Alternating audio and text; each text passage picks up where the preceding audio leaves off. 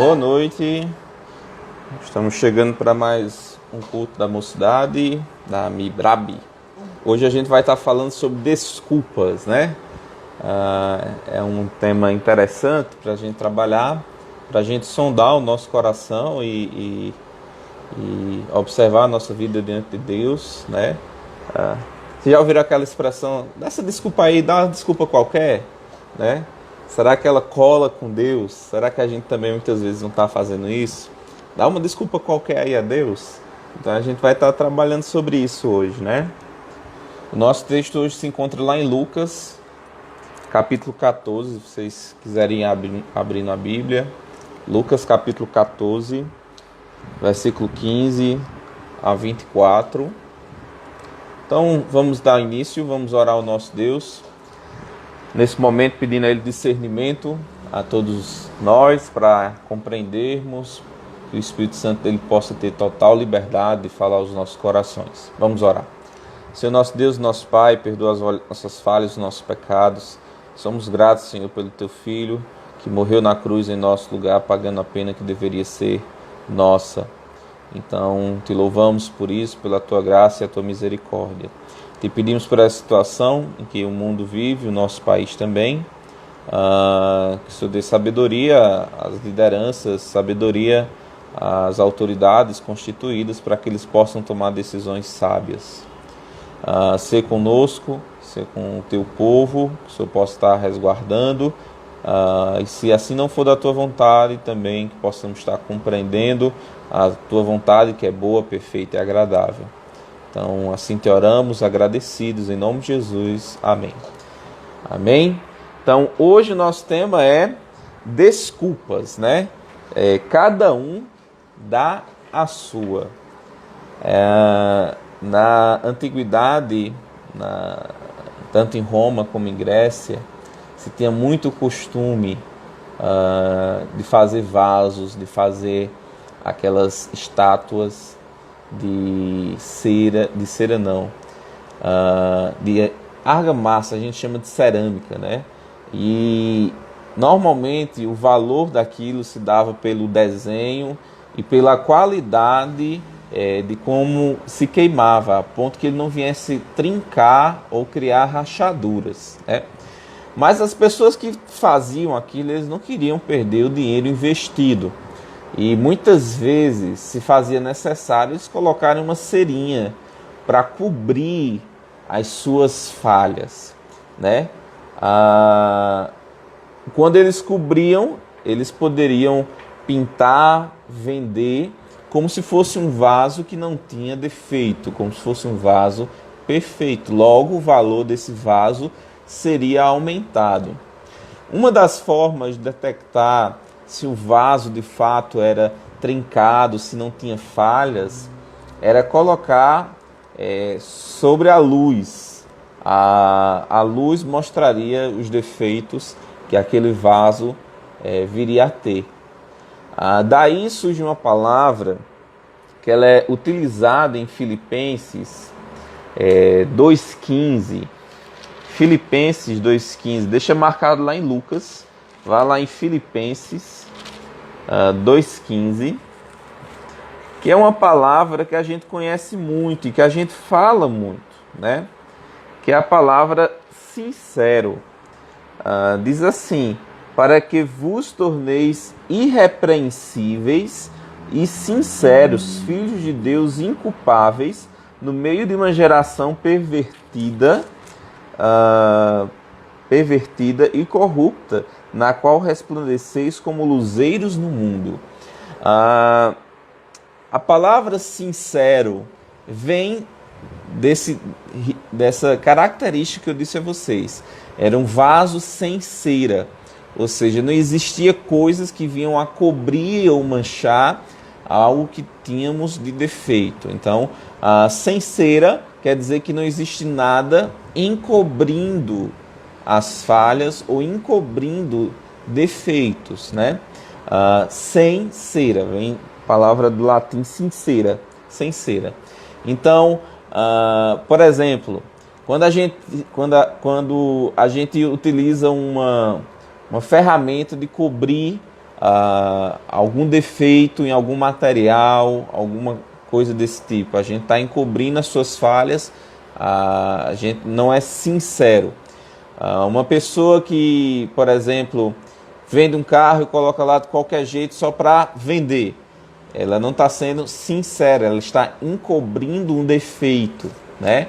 Aí as mulheres gostam de maquiagem, é bom que as mulheres usem, ficam lindas, né? Mas normalmente elas querem cobrir o quê? Alguns defeitos que existem no rosto, né? Então, bota lá o chamado rouge, né? Rouge eu acho que não usa mais hoje não, né? Mas coloca ali uma maquiagem, amor, ajuda aqui eu. Pó, né? Rima, essas coisas. Base, obrigado, amor. Uma base para cobrir os defeitos, né? Então, o tempo vai passando, você tem algumas expressões de felicidade, né? Que a gente sorri muito, então vai ficando com umas expressõezinhas. Então, para cobrir essas imperfeições, se usa uma máscara, porque encobre os defeitos, né? Então, essa experiência se dava à medida que você buscava enganar outros, no sentido de eles não terem contato com uma realidade, que era as dos vasos, né? Então, isso era o que ocorria. É interessante pensar nisso porque, volta ao nosso texto está lá em Lucas, e você ainda não leu. Mas eu estou dando esse contexto porque eu quero usar as desculpas que nós utilizamos como um meio de encobrir as nossas falhas, as falhas do nosso coração. Nós somos por natureza corruptos, nós somos por natureza pecadores. E muitas vezes tentamos encobrir o nosso coração corrompido, a nossa ausência de prioridades na nossa vida com nossas desculpas. E o que eu quero chegar agora no texto de Lucas, capítulo 14, eu queria que vocês fossem até lá.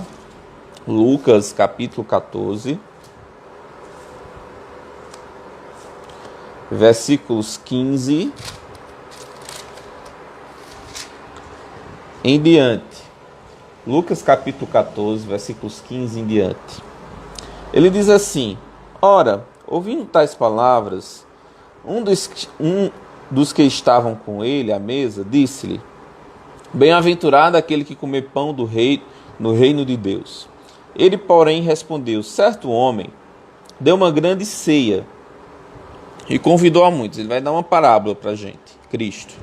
Certo homem deu uma grande ceia e convidou a muitos.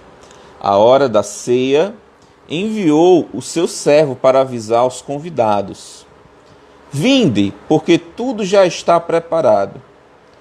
Não obstante, todos a uma começaram a excusar-se, começaram a dar as suas desculpas. Diz assim: disse o primeiro: comprei um campo e preciso ir vê-lo. Rogo-te que me tenhas por escusado. Outro disse: comprei 5 juntas de boi e vou experimentá-las.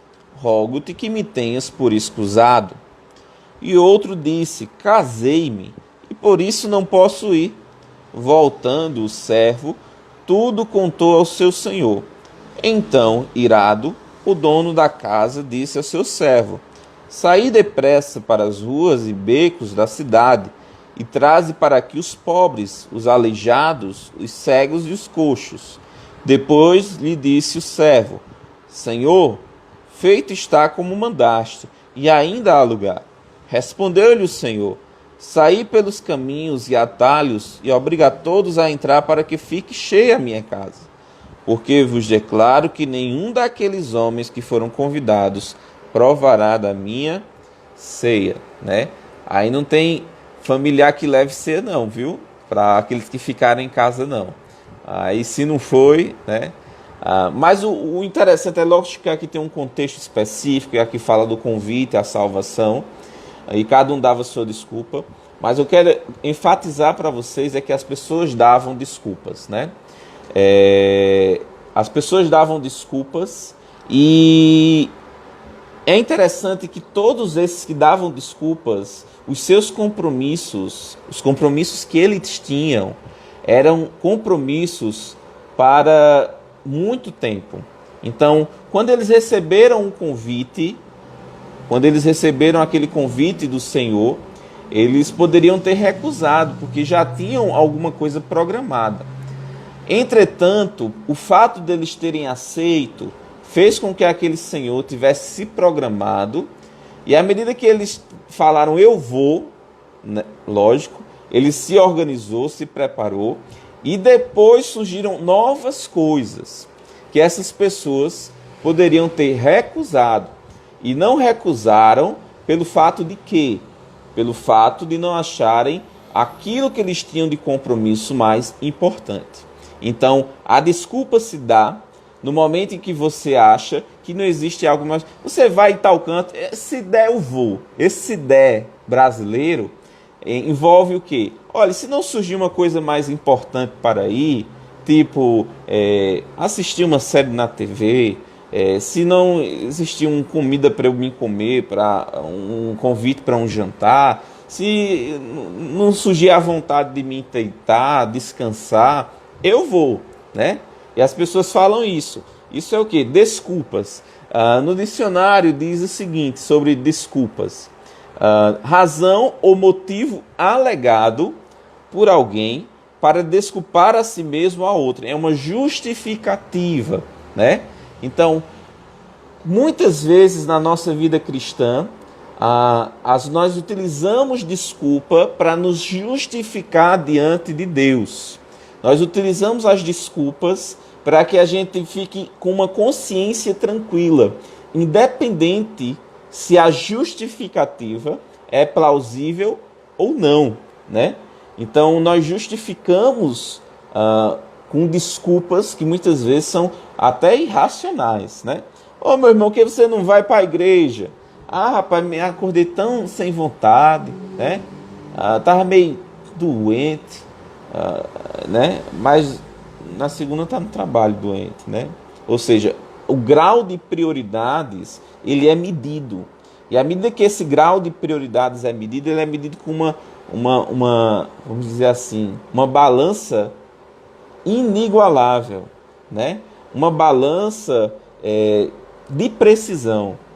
Nós, muitas vezes, criamos métodos, mecanismos mentais para justificar a nós mesmos, para que a gente esteja bem com nossa consciência, pela falta de consciência.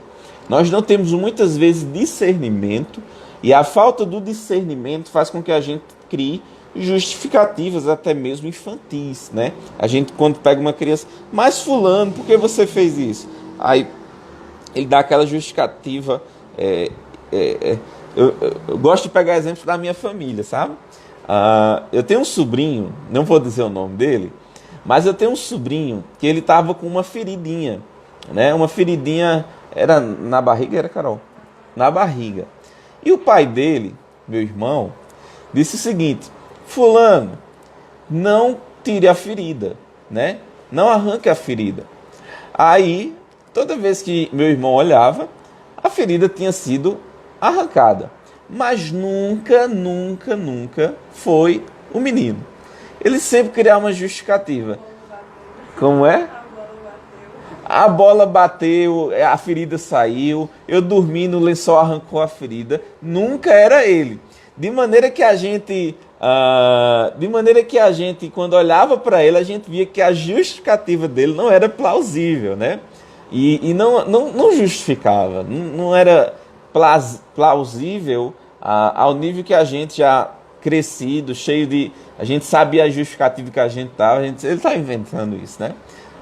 Então, não se torna algo plausível diante de nós.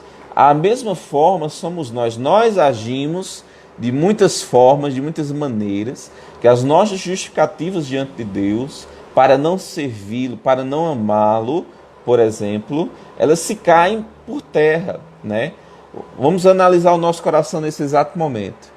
Muitas vezes o jovem, o adulto, seja lá quem for, ele cria justificativas para dizer: olhe, não pude ir para o culto de oração, né? Os jovens muitas vezes não vão para o culto de oração. Eles acreditam que o jovem não precisa orar, né? A oração é só para velhos. Mas muitas vezes os jovens não vão para o culto de oração. Aí dizem, tem muita coisa, muito trabalho, e dá as suas justificativas, suas explicações. Eu fiquei refletindo agora no período da quarentena, né? Será que nós teríamos justificativa para dizer, eu não vou participar do culto de oração na quarta-feira online? Por quê? Qual motivo? Qual motivo eu vou criar agora para dizer, não participo, não tenho tempo de oração? Leitura anual, leitura bíblica, tempo de devocional. Será que o fato de você estar em quarentena modificou?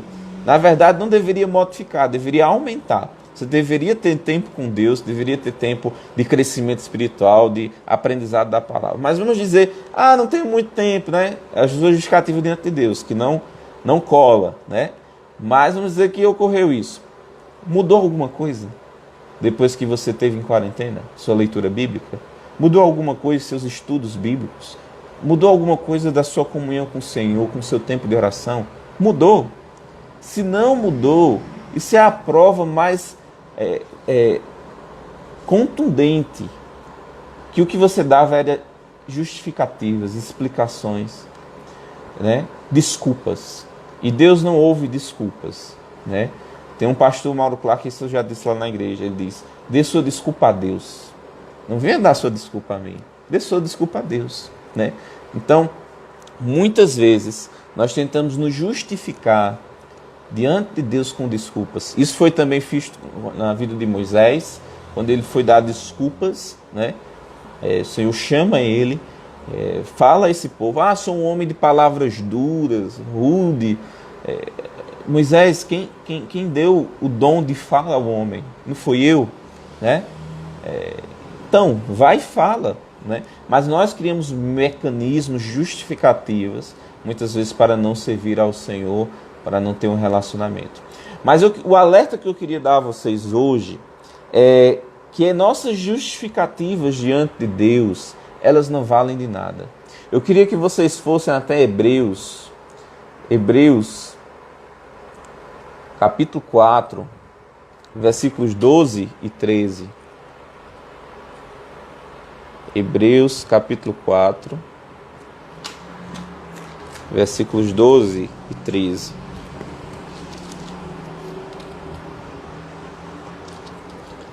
Todos chegaram lá?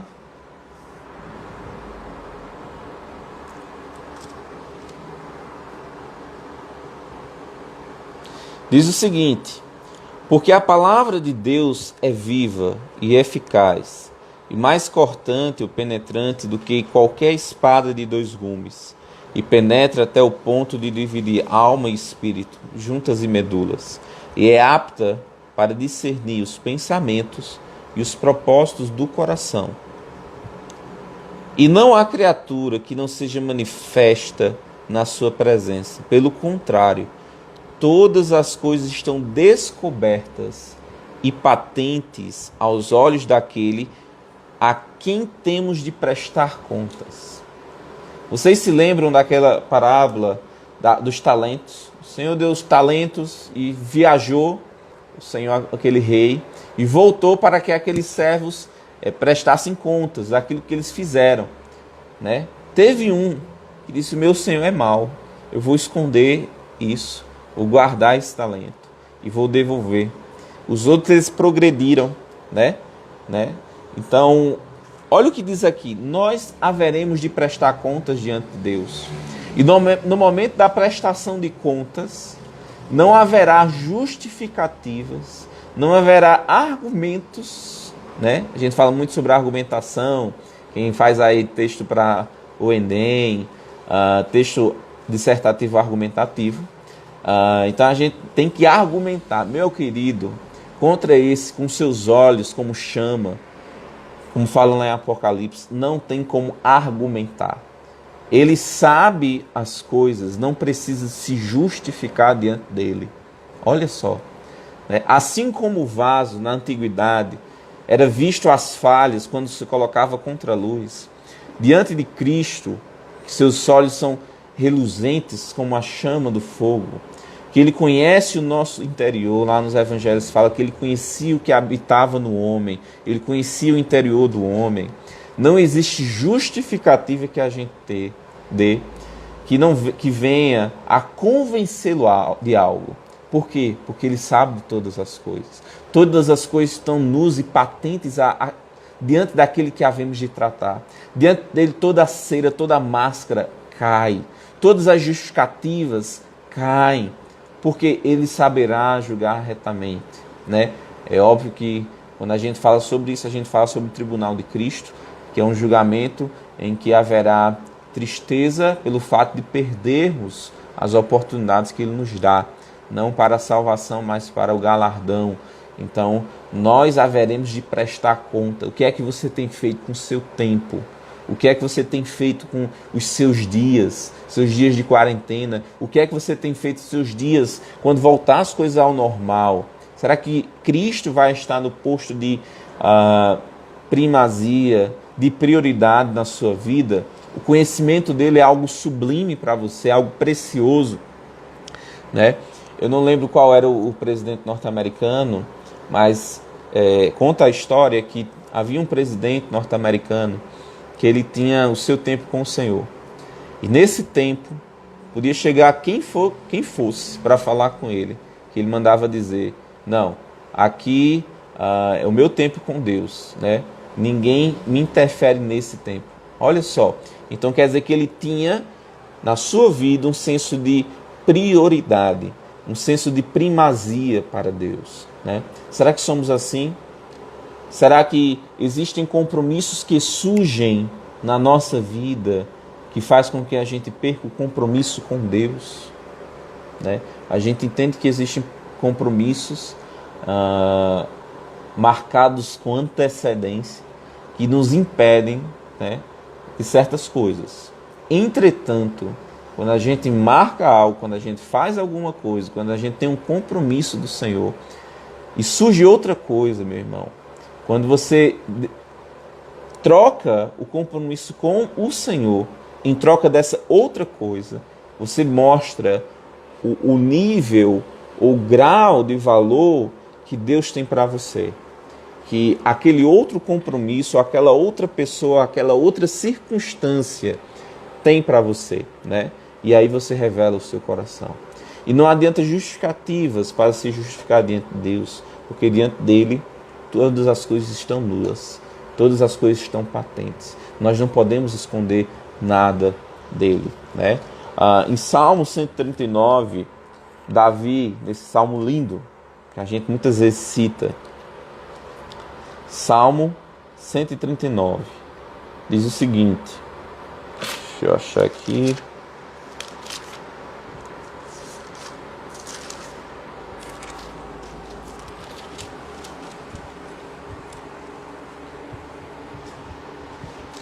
diz o seguinte: Senhor, tu me sondas e me conheces. Quando a gente lê esse primeiro versículo, só aí era motivo da gente se voltar ao Senhor, prantear, se arrepender.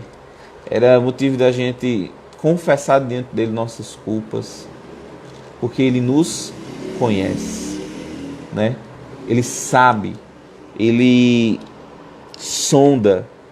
Ele é como um sonar que sonda todas as coisas e sabe ali a resposta de todas as coisas. Senhor, tu me sondas e me conheces. Sabes quando me assento e quando me levanto. De longe penetras os meus pensamentos e esquadrinha o meu andar e o meu deitar. Conhece todos os meus caminhos. Ainda a palavra me não chegou à língua, e tu, Senhor, já conhece todas. Tu me cercas por detrás e por diante, sobre mim pões a tua mão. Tal conhecimento é maravilhoso demais para mim. É sobremodo elevado. Não posso atingir. Que coisa maravilhosa, que coisa grandiosa é o conhecimento de Deus, né? Quando Nicodemos, por exemplo, chega para o Senhor: Senhor, o que farei para herdar a vida eterna? Né? Como tu fazes essas coisas? O jovem rico disse isso, né? Que farei para herdar a vida eterna? Ele disse para o jovem rico: vai, vende tudo quanto tem. Ele sabia o que estava no coração do jovem rico. Ele sabia que ele era preso às coisas materiais. E ele saiu triste. Nicodemos perguntou: Senhor, como fazer para herdar a vida eterna? Né? E ele disse: você precisa nascer de novo, Nicodemos. Ele conhece o interior do homem, ele conhece as suas características, ele conhece você como seu pai, como sua mãe, como sua esposa, como seu esposo, sua namorada jamais pensou em conhecer. E você mesmo, como jamais você pensou se conhecer. Então Deus conhece. Não adianta dar desculpas a Ele, não adianta a gente criar justificativas, né? A gente consegue enganar um ou outro, mas um dia todas as coisas serão reveladas, todas as coisas serão expressas diante dele. E é a Ele que nós devemos temer. Tem um livro muito interessante, deixa eu ver se está aqui. Aqui. Que faz a gente modificar a nossa forma de pensar. Muitas vezes a gente cria um estereótipo, né? A gente é hipócrita muitas vezes, para se apresentar ao outro aceitável, enganando o outro. Pensando que a gente está bem quando a gente engana o outro, quando a gente apresenta-se para o outro uma pessoa que nós não somos, mas esquecemos de um Deus temível, terrível, maravilhoso, que Ele conhece o nosso ser. E é para esse que nós deveríamos temer, não ao outro, ao homem. Tem um livro que eu acho muito bonito, muito interessante a leitura dele, e que eu queria recomendar a vocês. Eu acho que inverte aí, né? Quando lê, porque está espelhado. Quando as pessoas são grandes e Deus é pequeno, né? Muitas vezes nós nos preocupamos demais em nos apresentarmos para os outros, mas esquecemos como temos nos apresentado diante de Deus. E deveria ser a Ele que deveriam estar, vamos dizer assim, policiando a nossa vida, refletindo a nossa vida, né? Refletindo sobre as nossas prioridades, sobre o nosso serviço, sobre a nossa vida em santidade, né? E não ao outro. O outro é uma consequência daquilo que nós fazemos para Deus, né? Então, muitas vezes demonstramos que esse Deus maravilhoso, sublime, que conhece a particularidade do ser humano, as coisas mínimas, micro, que existem no mundo, como as macros, que nós não fazemos nem ideia de seu funcionamento, esse Deus esse Deus que conhece a forma como o nosso cérebro funciona, porque nós pensamos, como nós pensamos, que colocou em nós a nossa alma, que tem os nossos sentimentos, que conhece as nossas dificuldades, como fala lá em Hebreus. Nós não temos um sumo sacerdote que não pode se compadecer de nós, entretanto temos um que, como nós, em tudo foi tentado sem pecar, para que Ele possa nos socorrer no tempo oportuno. Então confesse a Ele, Ele conhece você, Ele conhece seus problemas, conhece suas dificuldades, Ele lhe auxilia, né? Ele promete estar com você. Então, nesse tempo que a gente vive muito de aparência, o nosso desejo, nossa oração é que você tenha um relacionamento verdadeiro. Não existe coisa pior do que viver numa mentira. Não existe nada pior do que viver uma encenação, algo que não é real, né? O pastor Jonathan sempre fala sobre fato e ficção na revelação de Deus dos domingos. Então, viva a realidade do Evangelho, viva a realidade de alguém que foi resgatado, que alguém que foi liberto, que foi transformado. Que isso possa caracterizar a sua vida através de suas decisões, suas tomadas de decisões, suas prioridades. Que não apenas nesse tempo, que eu acredito que é errado até essa linguagem, porque reflete que Deus é uma coisa muito sem importância. Nesse tempo de quarentena é o tempo de se aproximar do Senhor. Não, o tempo de se aproximar do Senhor é toda hora. O tempo de se aproximar do Senhor é quando nós não temos tempo e nós escolhemos nos aproximar do Senhor, nós escolhemos colocá-lo como prioridade na nossa vida.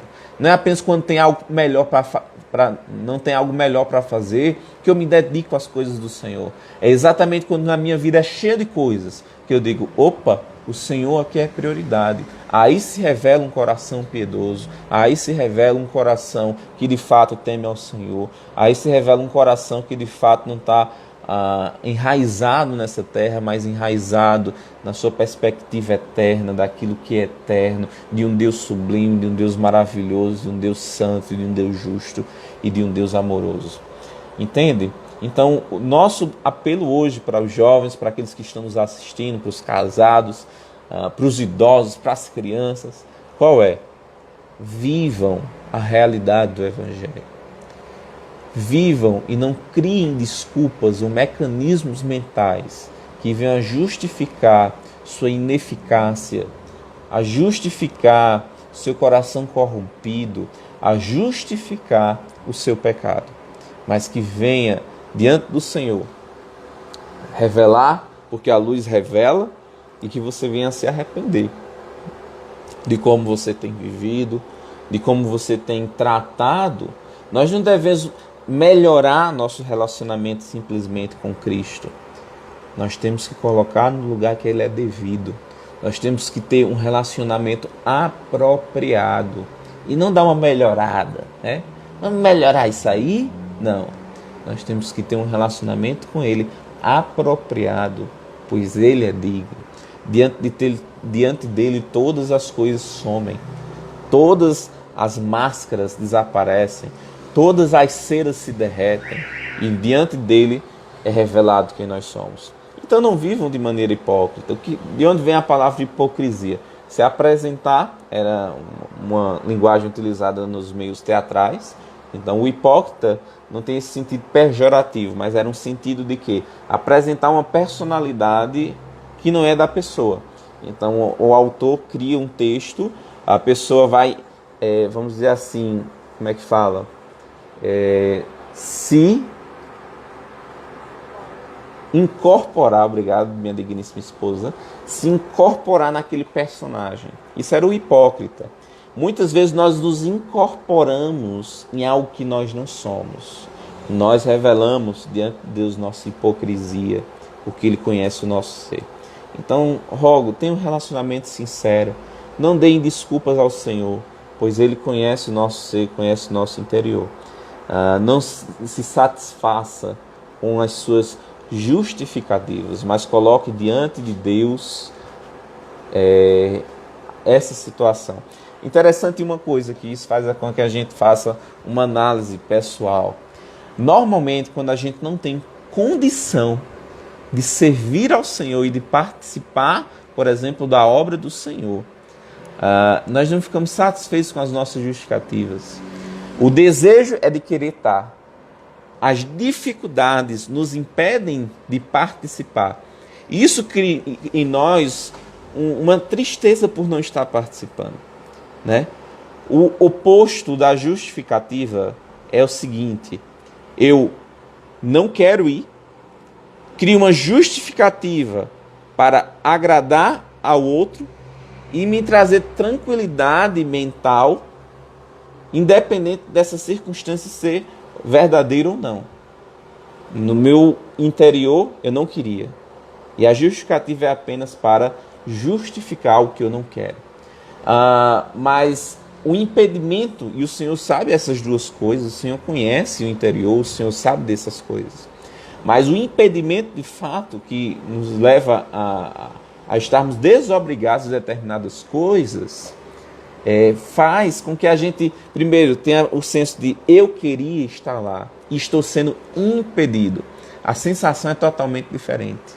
Analisem a vida de vocês, no serviço de vocês, na obra do Senhor. Você tem criado justificativas ou você tem sido impedido?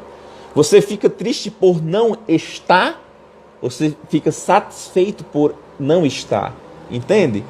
Isso envolve várias coisas. Servir na igreja, participar do culto a Deus, evangelizar, buscar uma vida de santidade, né? É isso. Será que você consegue fazer essa análise hoje? Será que você está criando justificativas, desculpas, mecanismos mentais que venham lhe trazer uma falsa sensação de justificativa diante de Deus? Ou você, de fato, tem sido impedido? Muitas vezes, como somos impedidos, não é necessário nem justificar. É evidente essas situações. Mas no momento que não, a gente cria justificativas, cria meios, cria desculpas. E olha que o ser humano é muito criativo, né? Junta isso aí, coração corrompido, uma natureza caída velha, natureza velha que nós temos no nosso corpo. Enquanto vivemos nesse corpo, nós temos essa velha natureza. Aí nós temos uma mente muito criativa. Nós muitas vezes somos preguiçosos espirituais, que a Bíblia nos orienta a não sermos. Tardios em ouvir a palavra de Deus, sem discernimento. Essas coisas são muito claras no meio do povo de Deus. Quando junta tudo isso, meu amigo, é uma gama de justificativas, uma gama de desculpas que nós podemos criar. E nós precisamos levar nosso relacionamento para com Deus com um relacionamento sincero, de análise pessoal nossa, de como está. Não se satisfazer com uma vida medíocre diante de Deus. Então, busquemos a sinceridade, busquemos a verdade, né? E nosso relacionamento com o Senhor anda. Mas enquanto a gente criar desculpas, enquanto a gente criar argumentos, enquanto a gente criar coisas que diante de Deus não se justificam, né? Nosso relacionamento não amadurece, não cresce. Amém? Então, que hoje possamos analisar a nossa vida e ver como é que ela está diante de Deus, se temos criado desculpas, mecanismos mentais para justificar o injustificável, né? Diante de Deus. Diante dele as coisas estão patentes e nuas, não tem como argumentar com ele, no sentido de vou convencê-lo, ele sabe, ele conhece o interior. Então não se enganem, de Deus não se zomba, de Deus não pode ser enganado. Ele é verdadeiro, ele é fiel, ele é justo e ele vai pagar cada um segundo o seu merecimento, no sentido dos crentes de galardão. A Bíblia fala em 1 Coríntios que nossas obras passarão pelo fogo. É aquelas obras que permanecerem, é essas que vão receber galardão. Isso deixa uma coisa muito evidente. Muitas obras que fazemos serão queimadas. Reflita. Será que a sua vida, aquilo que você faz, vai ser queimado? Né? Louvamos a Deus pela misericórdia e a graça dele, que trabalha em nós apesar de nós. Deus abençoe a cada um, abençoe e tenha um sábado, um final de sábado, que possa meditar sobre o seu relacionamento com o Senhor, jovem. Deus abençoe.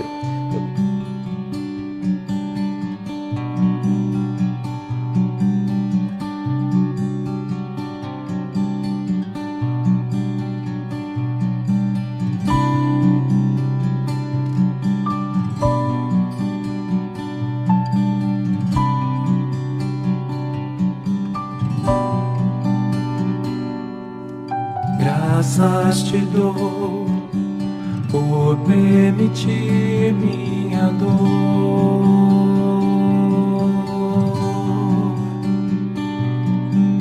Na solidão e privações tu comigo está. Meu contentamento é o Senhor. Enche-me do que eu não sou. Teu amor é a luz, em fé os meus passos conduz.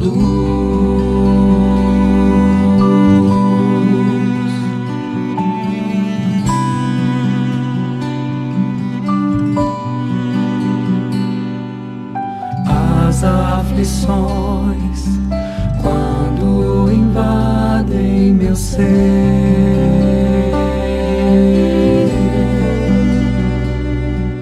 renovo minha mente em tua verdade, acalmando o mar. Tudo posso em ti, meu Senhor. És a força no dia de dor.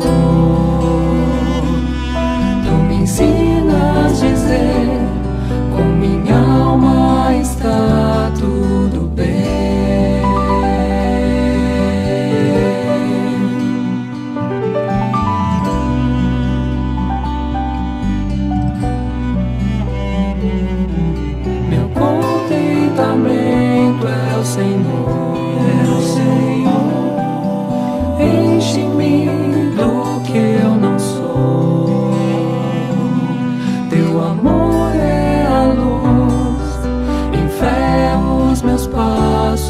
nos conduz.